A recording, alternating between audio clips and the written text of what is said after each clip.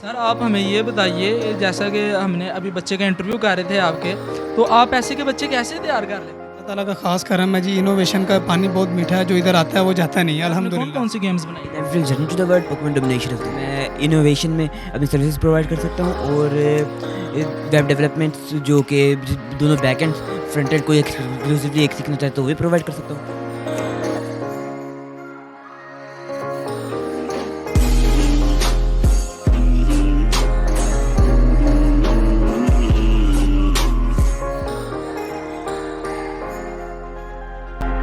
السلام علیکم ناظرین، میں آپ کا دوست، آپ کا ہوسٹ اسامہ شبیر آپ کی خدمت میں ایک بار پھر حاضر ہوں ایک اور نئی ویڈیو کے ساتھ.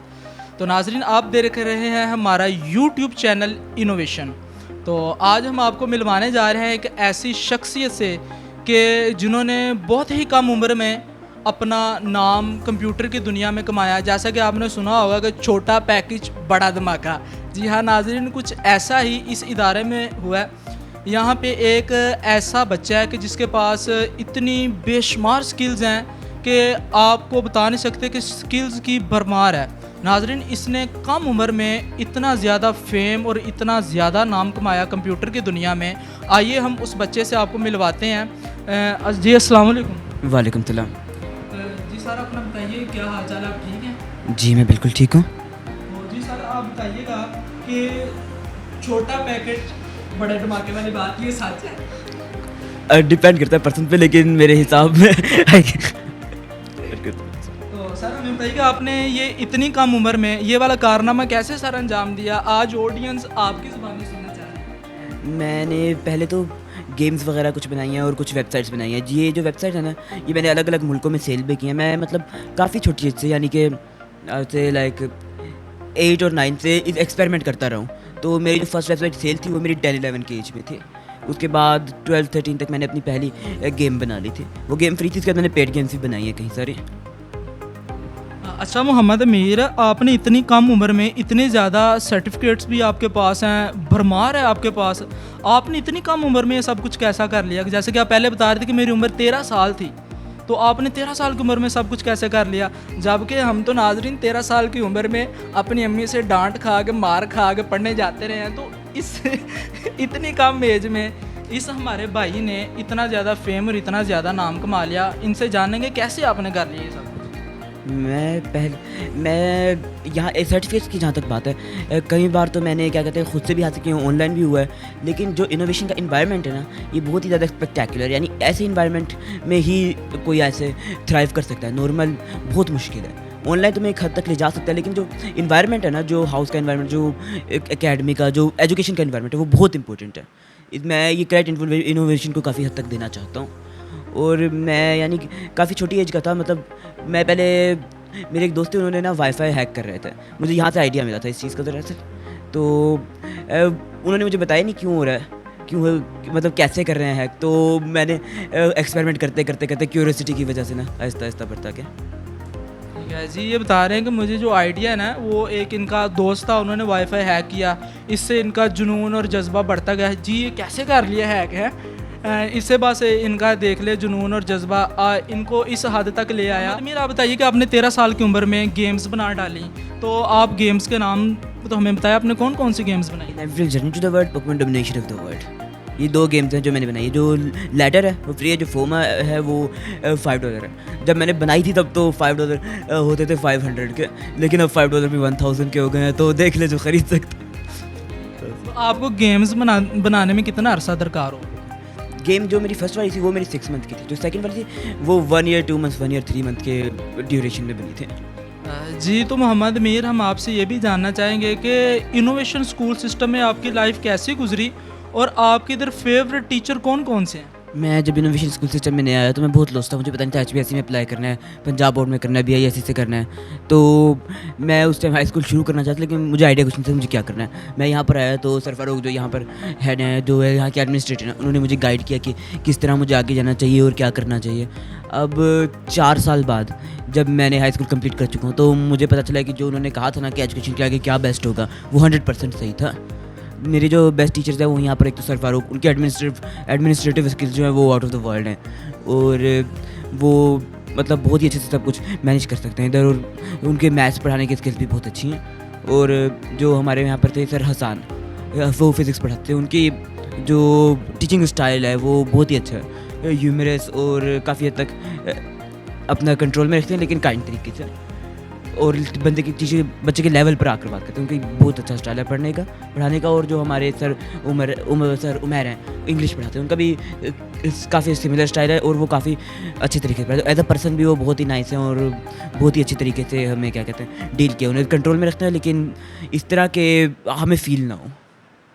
آپ نے ایک اردو پروگرامنگ لینگویج بھی متعارف کروائی, اس کے بارے میں تھوڑا سا بتا دیں. جو میں نے ایک اردو بیس پروگرامنگ لینگویج بنائی ہے جو ہے اردو, اس کا نام ہے اردو بیسک. وہ کام کرتی ہے بچوں کو نا جو پروگرامنگ سیکھتے ہیں انہیں پروگرامنگ کے ساتھ ساتھ انگلش سیکھنے بھی پڑتی ہے. ایف وائل مطلب کچھ لوگ ہوتے ہیں جنہیں پہلے نہیں پتا ہوتا ان چیزوں کا, تو ان کے لیے یہ پروگرامنگ لینگویج ہے جو کہ ہیلپ کرتی ہے انہیں اردو میں پروگرامنگ کریں گے, تاکہ انہیں صرف ایک پروگرامنگ سیکھنی پڑے. اردو بعد میں انگلش سیکھنا بعد کی بات ہے. تو جب وہ پروگرامنگ سیکھیں اس کے بعد وہ سنٹیکس کو ایزیلی ٹرانسلیٹ کر سکیں گے دوسری لینگویجز میں. محمد امیر, اگر آپ سے کوئی سیکھنا چاہے تو آپ کی سروسز کیا پرووائڈ ہو سکتی ہیں؟ جی, میں انوویشن میں اپنی سروسز پرووائڈ کر سکتا ہوں, اور ویب ڈیولپمنٹس جو کہ دونوں بیک اینڈ فرنٹ اینڈ کوئی ایکسکلوسیولی ایک سیکھنا چاہے تو وہ پرووائڈ کر سکتا ہوں, اور ساتھ ساتھ فل اسٹیک بھی.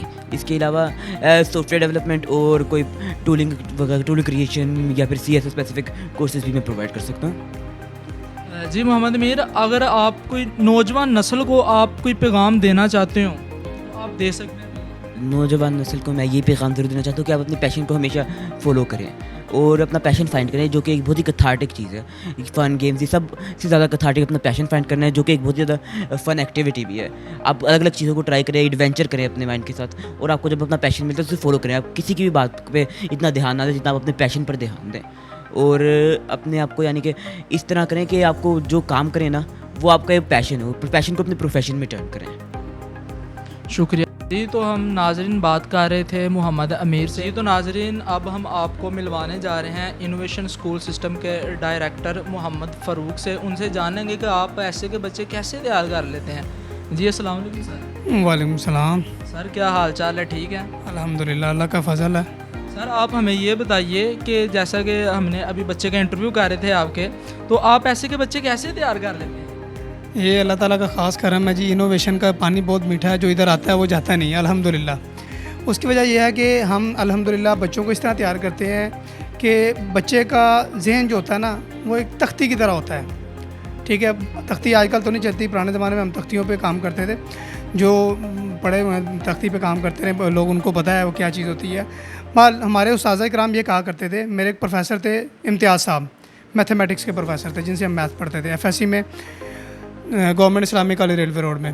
تو انہوں نے ایک بات سمجھائی تھی کہ بچے کا جو مائنڈ ہوتا ہے نا وہ ایک تختی کی طرح ہوتا ہے, اس کو جیسے چاہو آپ پالش کر لو. اور الحمدللہ ہم نے اسی میتھڈ کو فالو کیا ہے, اور بچے کو اسی طریقے سے جو ہم پالش کرتے ہیں, ہم ان کے لیول پہ آ کے, لوئر لیول پہ آ کے اس کو سمجھاتے ہیں اور پڑھاتے ہیں, تاکہ بچہ بہت اچھے طریقے سے جو ہے نا اپنے سبجیکٹ کو انڈرسٹینڈ کر لیتا ہے, اور ماشاءاللہ بڑے اچھے طریقے سے اس کو سمجھتا ہے اور اچھے نمبر گین کرتا ہے. الحمدللہ یہی ہمارا میتھڈ ہے کہ ہم بچے کو اس کے لیول پہ آ کے پڑھاتے ہیں, اس کے لیول پہ آ کے سمجھاتے ہیں, پراپر طریقے سے اس کو لیکچر ڈلیور کرتے ہیں, تاکہ وہ آسانی سے اچھے طریقے سے آپ کا جو ہے نا اپنا لیکچر پریپیئر کر پائے. اس سے پہلے آپ کے پاس ایک طالبہ بھی تھی جو نعت کمپٹیشن میں جس نے ون کیا, اس کے بارے میں. جی الحمدللہ, وہ پورے لاہور میں جو ہے نا آل لاہور اسکول کا جو ہے نا وہ نعت کمپٹیشن تھا, جس میں انوویشن کو یہ بھی اعزاز حاصل ہے کہ وہ سیکنڈ پوزیشن جو ہے نا وہ گین کر کے آئی تھی بچی الحمدللہ ہماری.